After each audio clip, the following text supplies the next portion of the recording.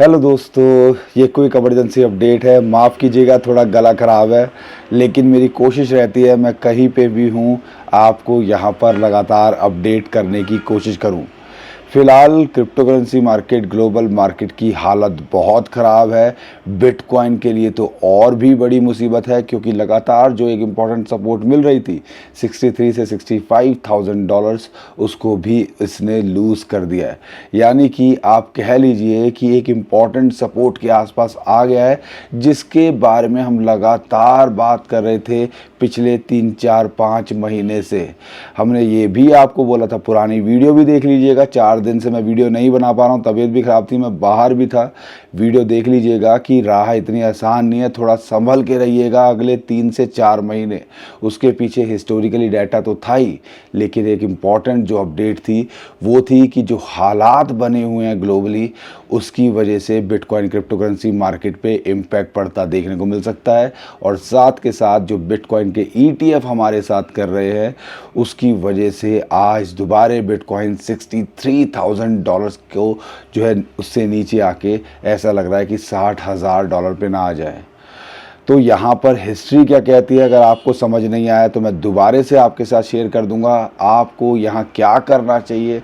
Alt coins के अंदर बहुत ही ज़्यादा अगर आप देखते हो गिरावट तो आई है, लेकिन बिटकॉइन की जो डोमिनेंस गिर रही है ये बता रही है कि ऑल्ट कॉइन्स बिटकॉइन के कंपैरिजन में ज़्यादा नहीं गिर रहे हैं। लेकिन जो ऑल्ट कॉइन्स आप देख रहे हो उनकी अच्छी खासी बैंड बजी होगी, मुझे ये भी समझ में आता है, पता है।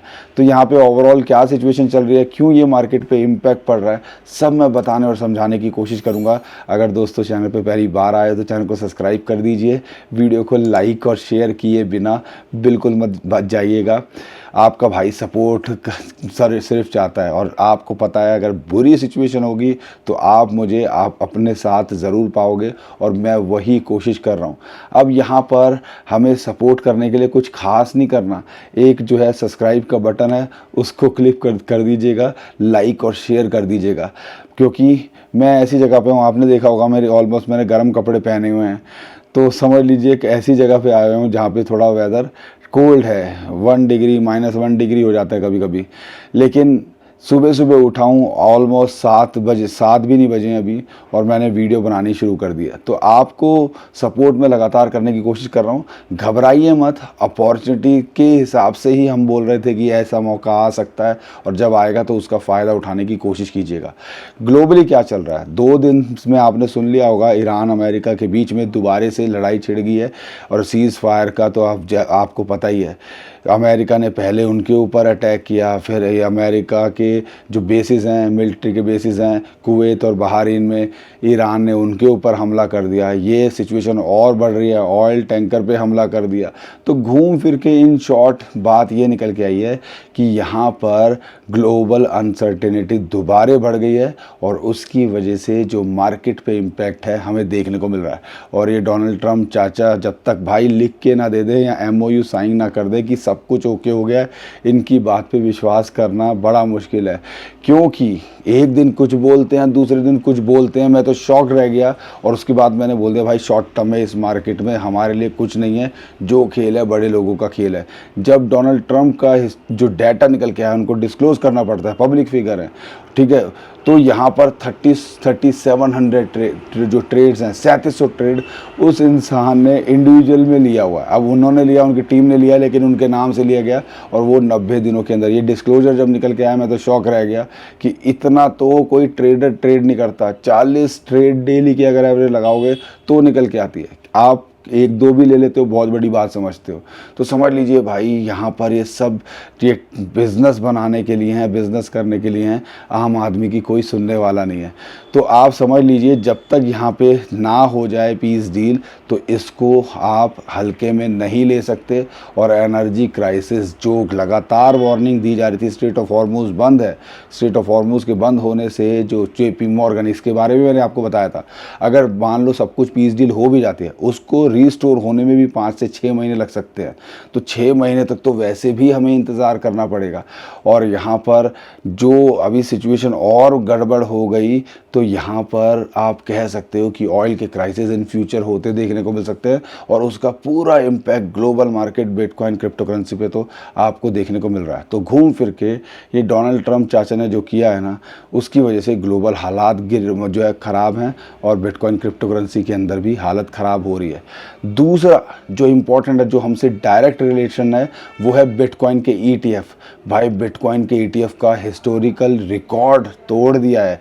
लगातार 12 दिन से नेगेटिव इनफ्लो है, और अच्छा खासा क्या है, ब्लैक रॉक हो, फिडेलिटी हो, सब लगातार बेच रहे हैं 6-6, 7-7 हज़ार बिटकॉइन। आज का सुबह सुबह का डाटा तो अभी तक नहीं आया, लेकिन फिर अगर ब्लैक रॉक को छोड़ दें तो लगभग 800 बिटकॉइन की सेलिंग हुई है, और आई एम श्योर ये और ज़्यादा ही होगा अगर जब ब्लैक रॉक का डाटा निकल के आएगा। तो ये भी एक इम्पैक्ट डाल रहा है कि लगातार 12 दिन से सेलिंग कर रहे हैं। ऐसा हिस्ट्री में जब से बिटकॉइन ETF लॉन्च हुआ है नहीं हुआ है। तो मार्केट के अंदर पैनिक है, और लगातार आपने देखा होगा जब 65,000 से 80-85 हज़ार डॉलर गया था, उसके बाद एक माहौल सा बना था।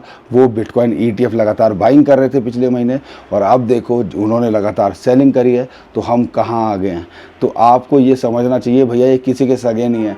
इम्पॉर्टेंट रेजिस्टेंस था, एक चैनल के अंदर एक ट्रेड कर रहा था, वो चैनल लगातार इसके लिए रेजिस्टेंस निकल के आ रहा था। तो ये मैं आपको बताने की कोशिश कर रहा था, और वहाँ से रिजेक्ट हुआ 80-85 हज़ार डॉलर पे माइनर्स की जो एवरेज कॉस्ट भी आ रही थी। कितना बार आपको ये बताया कि भाई इतना आसान नहीं होगा इसको पार करना, और टेक्निकली भी यहाँ पर उसकी वजह से जो है प्रॉब्लम थी। और जैसे बड़े लोग करते हैं तो यहाँ पर हमें जो है क्रैश होता देखने को मिला। अब इस चैनल की सपोर्ट जो थी, जो लगातार सपोर्ट मिल रही थी, उसको भी 73-74,000 डॉलर्स को इसने लूज़ किया। और जैसे ही उस चैनल की सपोर्ट को इसने लूज़ किया, आप देखो सीधा नीचे, और इस टाइम पे 63,000 डॉलर्स, जो कि लगातार 63 से 65,000 डॉलर्स लगातार सपोर्ट मिल रही थी, अब वहाँ पर ये आ गया है। अगर ये यहाँ पे लूज़ करता है, क्योंकि ऑलरेडी इसके नीचे डे और वीकली कैंडल अगर क्लोज करती है, खासकर अगर मंथली कैंडल क्लोज करती है, तो ही इसको हम ज़्यादा सीरियसली लेंगे। लेकिन ध्यान रखिएगा, जिस लाइन के बारे में मैं लगातार बोल रहा था, यहाँ आए तो एक अपॉर्चुनिटी लग सकती है, या एक पहला एंट्री पॉइंट हो सकता है।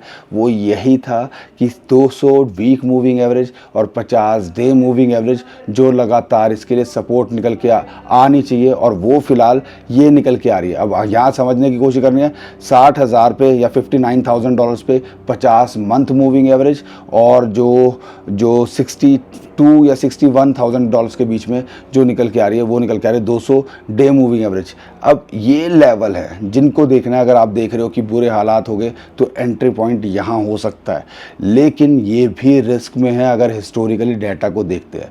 लेकिन अगर आप देख रहे हो तो ये एक एंट्री पॉइंट हो सकता है। पार्ट में अगर देख रहे हो तो ये हो सकता है 50,000 डॉलर के नीचे बिटकॉइन का प्राइस आ सकता है। उसके लिए भी आपको थोड़ा सा समझने की कोशिश करनी है कि इसकी भी पॉसिबिलिटी बन जाती है। क्यों? क्योंकि हिस्टोरिकली डाटा, ये चार्ट मैंने आपके साथ शेयर किया था जब ये बिटकॉइन का प्राइस मई मंथ में ग्रीन में था, 80,000 डॉलर के ऊपर था, कि भाई यहाँ पर इनका विश्वास नहीं कर सकते। और हिस्टोरिकली डाटा हमेशा जो है रिपीट होता है, खासकर बिटकॉइन को लेके। मई, जून, जुलाई, अगस्त में बिटकॉइन 50 से 70% तक या 50 से 60% तक गिर सकता है। तो ये हिस्टोरिकली हुआ है। ये मैंने आपके पास साथ पहले भी शेयर किया था, लेकिन उस टाइम पे लोगों को विश्वास नहीं हो रहा था। और ये पहली बार नहीं शेयर किया था, पहले दिन ही मई की वीडियो देख लीजिएगा, ये शेयर किया था कि भाई यहाँ पर बिटकॉइन का जब बिटकॉइन की हाफिंग होती है, हाफिंग के बाद बिटकॉइन का जो आप कह लीजिए नया अगले साल ऑल टाइम हाई बनाता है, इस बार भी हुआ। बिटकॉइन जो है उसके बाद बॉटम बनाता है उसके अगले साल, वैसा कुछ होते हमें देखने को मिला। ही 60,000 डॉलर के आसपास आ गया था, और अभी ऑलमोस्ट बॉटम के आसपास आ गया। और यहाँ पर इस जो है आप कह लीजिए वही चीज़ हुई। ऐसे ही 2016 में हाफिंग हुई, 2017 में बिटकॉइन ने ऑल टाइम हाई बनाया, 2017-18 में बिटकॉइन ने जो है अपना बॉटम बनाया। ऐसे ही 2020 में हाफिंग हुई, 2021 में ऑल टाइम हाई बनाया, नया हाई बनाया। उसके बाद यहाँ पर बिटकॉइन ने 2022 में बॉटम बनाया। अब ये भी तीसरी बार हिस्ट्री रिपीट हो रही है। 2000 अगर आप देखते हो कि 2024 के अंदर बिटकॉइन ने हाफिंग हुई, 2025 में बिटकॉइन ने ऑल टाइम हाई बनाया अक्टूबर में, और अभी हम बिटकॉइन के बॉटम को देख रहे हैं। तो और यहाँ पर जो हिस्टोरिकली रहा है मई, जून, जुलाई, अगस्त, तो आप देख सकते हो मई महीने के अंदर क्रैश देखने को मिला, और जून की शुरुआत ही ऑलमोस्ट 10% से ज़्यादा बिटकॉइन का प्राइस गिर चुका है। और यहाँ पर अगर हिस्ट्री रिपीट हुई पहले जैसा हुआ तो $50,000 के नीचे भी बिटकॉइन का प्राइस आ सकता है। तो हर चीज़ को भाई थोड़ा सा संभाल के करो। इम्पॉर्टेंट सपोर्ट निकल के आ रही है 200, जो वीक मूविंग एवरेज है, 50 मंथ मूविंग एवरेज है, वो है 59 से $62,000 के बीच में। यहाँ नहीं टिका तो हो सकता है बिटकॉइन $50,000 के नीचे भी आता देखने को मिले। बाकी लॉन्ग टर्म में हमें ये बात पता है कि ओवरऑल देखते हो सिचुएशन बेटर होगी। हमें हर बार लगता है जब भी बिटकॉइन बॉटम के आसपास आता है, बॉटम बनाता है कि सब कुछ ख़त्म हो गया, लेकिन ये कई बार ऐसा कर चुका है तो हम ज़्यादा शॉक नहीं होंगे। लेकिन हाँ, कई बार इसको रिकवर करने में या नया ऑल टाइम हाई बनाने में महीनों या सालों लग जाते हैं। अब उस चीज़ के लिए रेडी हो के नहीं है हो आप, उसको देखना है। लेकिन ओवरऑल देखते हैं यहाँ पर जो है मैटर थोड़ा सेंसिटिव है, थोड़ा सा संभल के कीजिएगा और शॉर्ट टर्म के लिए मत यहाँ पर फ़िलहाल कुछ करिए। लॉन्ग टर्म के अंदर देख रहे हो तो ये भी एक अच्छा एंट्री पॉइंट हो सकता है और उसके भी नीचे आता है तो $50,000 या $50,000 के आसपास भी ये आता देखने को मिल सकता है। सेम ही सिचुएशन बिटकॉइन के साथ में इथेरियम में भी है। बिटकॉइन की डोमिनेंस यहाँ पर गिर गई, 60 से 57 आ गई है। लेकिन जो समझने की बात है, इथेरियम को लेके ऑलमोस्ट एक सपोर्ट पे निकल के आ रहा है जो कि $1750। अगर यहाँ नहीं टिकता है तो $1500 ये भी आ सकता है। लेकिन हम यही बोल रहे थे 1700 से $1800 का जो जोन है वो एक अच्छा जोन है, तो उसके हिसाब से आप यहाँ देख सकते हो। अगर ओवरऑल देखते हैं, सोलाना की बात करते हैं, $70 के नीचे आ गया है, $65 के आसपास अगर ये आए तो इस पर भी फोकस कर सकते हो। कहने का मतलब है कि ओवरऑल ऑल्ट कॉइन्स और कई कॉइन्स जो यूज़ केस है, और अभी देखो जो जिन कॉइन्स ने ट्रेंड बनाया था वो ज़्यादा नहीं टूटे हैं, वो कॉइन टूटे हैं जिनके अंदर कोई मोमेंटम नहीं आई थी या जो बिटकॉइन और इथेरियम को फॉलो करते हैं। तो कहने का मतलब है कि अगर जो कॉइन अभी रैली दिखा रहे हैं और वो टूटे नहीं है तो उसमें घुसो मत। जब मार्केट के अंदर अगर पैनिक आया या बिटकॉइन थोड़ा बेस बनाने की कोशिश करेगा तो वो भी सस्ते कुछ मिलते देखने को मिल सकते हैं। बाकी दोस्तों, मैं तो कोशिश कर ही रहा हूँ जो भी अपडेट आया आपको करने की। इंस्टाग्राम पे तो मैं करता ही हूँ और शॉर्ट्स भी आपके लिए बनानी शुरू कर दी है। जहाँ पे भी होता हूँ, जैसा भी होता है, गला ख़राब है फिर भी मैं लगा हूँ, तो हमारा साथ दीजिए। उम्मीद करता हूँ यहाँ पर आपको वीडियो पसंद आई होगी। घबराने की ज़रूरत नहीं है, अपॉर्चुनिटीज़ की तरह इनको देखना चाहिए, लेकिन रिस्क उतना लेना चाहिए जितना झेल सको। जो मैं हर वीडियो में आपको बताता हूँ कि भाई 5-10% ज़्यादा एक्सपोजर क्रिप्टो में नहीं होना चाहिए, और उसके अंदर भी मेजरली आपके पास बिटकॉइन और इथेरियम होना चाहिए। 50% बिटकॉइन, 25% इथेरियम, बाकी में ऑल्ट कॉइन्स में कुछ खेल लो, ताकि अगर कुछ हालात बुरे हों तो यहाँ पर सब कुछ आप मैनेज कर पाओ। और ये जब अगर आपका मान लो ₹100 का कोई पोर्टफोलियो, उसमें से 5-10% में ये है और इसके अंदर अगर कुछ हो भी जाता है तो कहीं ना कहीं आप सिचुएशन को संभाल लोगे। लेकिन हम में से सब कोई लगा हुआ है कि सब कुछ लगा दें, और जब सब कुछ लगाते हैं तो भैया सब कुछ जाता भी है। और यही मैं कहता हूँ, समझदारी दिखाओ, ऐसी गलतियाँ मत करो। और वो ज़माने चले गए जब रातों रात कुछ हो जाता था और किस्मत चेंज हो जाती थी। भैया ये भी एक फाइनेंशियल टूल की तरह ही अब बन के रह गया है ट्रेडिशनल मार्केट। और बिटकॉइन के ETF के जब से हाथ में आया है तो समझ लो सब कुछ यहाँ पर अब उनके कंट्रोल में है। जब वो चाहते हैं सेल कर देते हैं, जब वो चाहते हैं भैया ऊपर मार्केट को कर देते हैं।